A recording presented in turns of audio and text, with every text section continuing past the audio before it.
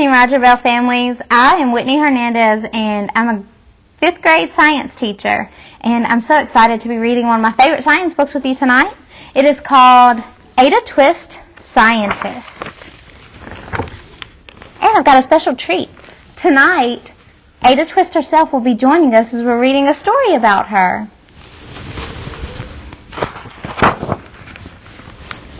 Ada Marie, said not a word till the day she turned 3. She bounced in her crib and looked all around, observing the world, but not making a sound. She learned how to climb and made her big break, with a trail of chaos left in her wake. She ran through the day, chasing each sound in sight, and didn't slow down till she conked out at night. Her parents were frazzled, but tried not to freak, and Ada grew bigger and still did not speak. Clearly, young Ada, with lots in her head, would have something to say when it ought to be said.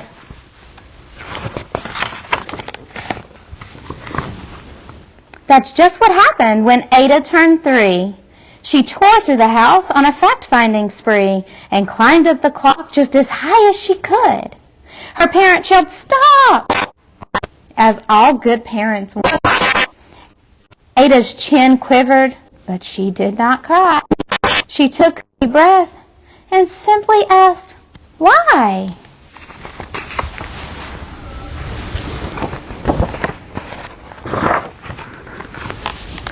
Why does it tick? And why does it talk? Why don't we call it a granddaughter clock?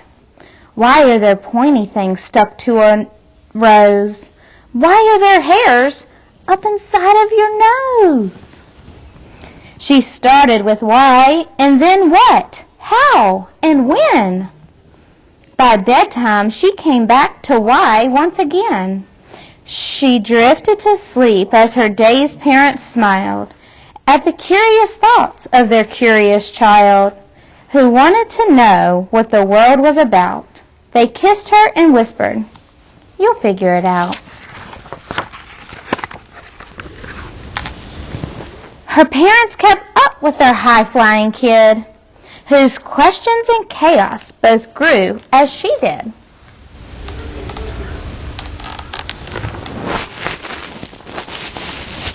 Well,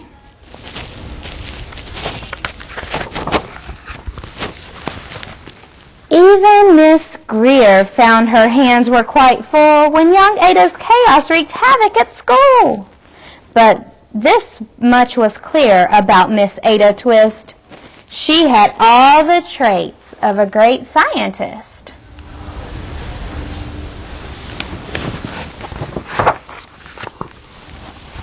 Ada was busy the first day of spring, testing the sounds that make mockingbirds sing, when a horrible stench whacked her right in the nose, a pungent aroma that curled up her toes.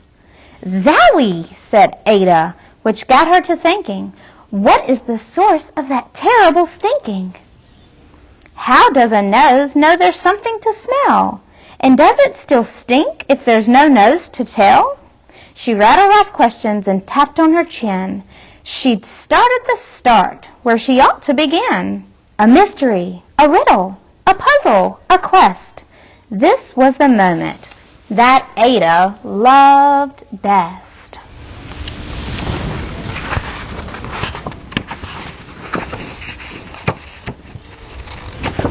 Well, Ada did research to learn all she could of smelling and smells, both the stinky and good. One hypothesis Ada thought could be true. The terrible stink came from Dad's cabbage stew. She tested and tested, but soon Ada knew it was time to come up with hypothesis 2.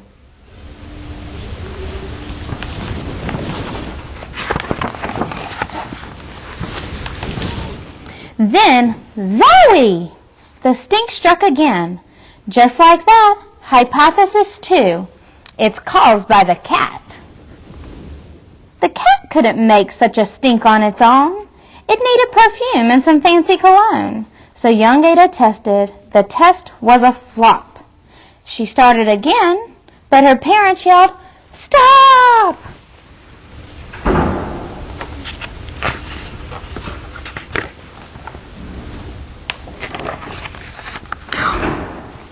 Ada Marie, to the thinking chair now, by the time we count to 3.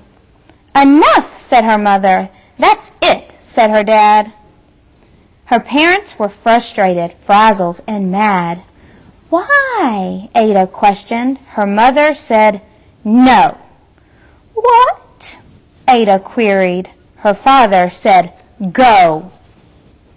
"You've ruined our supper. You've made the cat stink. Enough with your questions. Now sit there and think." She looked at her parents. Her heart turned to goo. Poor Ada Twist didn't know what to do.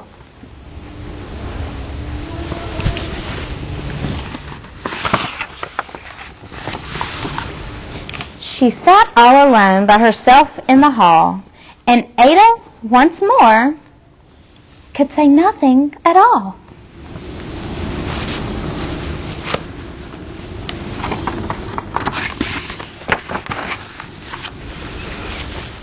And so Ada sat, and she sat, and she sat. And she thought about science and Stu and the cat, and how her experiments made such a big mess. Does it have to be so? Is that part of success? Are messes a problem? And while she was thinking, what was the source of that terrible stinking? Ada Marie did what scientists do. She asked a small question, and then she asked 2. And each of those led her to 3 questions more, and some of those questions resulted in 4. As Ada got thinking, she really dug in. She scribbled her questions and tapped on her chin. She started at why, and then what, how, and when. At the end of the hall, she reached why once again.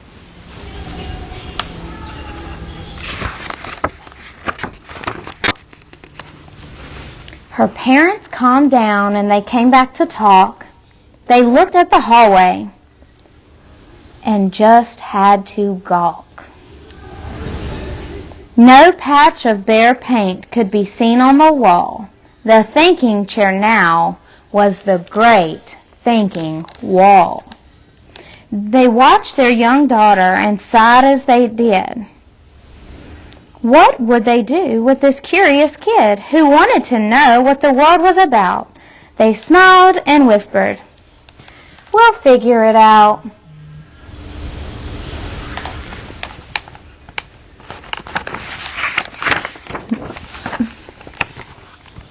And that's what they did, because that's what you do when your kid has a passion and a heart that is true. They remade their world. Now they're all in the act of helping young Ada sort fiction from fact. She asks lots of questions. How could she resist? It's all in the heart of a young scientist.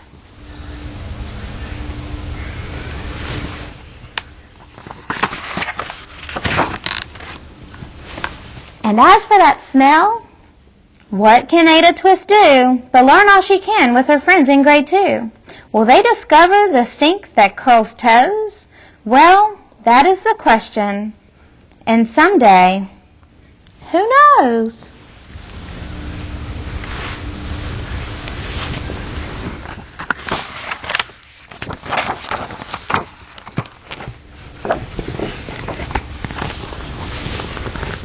All right, good boys and girls, that is the end of our story. I hope that you have enjoyed it as much as I have. I hope that you continue to be curious and ask lots of questions. And I hope that you continue to enjoy school and learning just as much as I do. Have a good night. See you on Monday.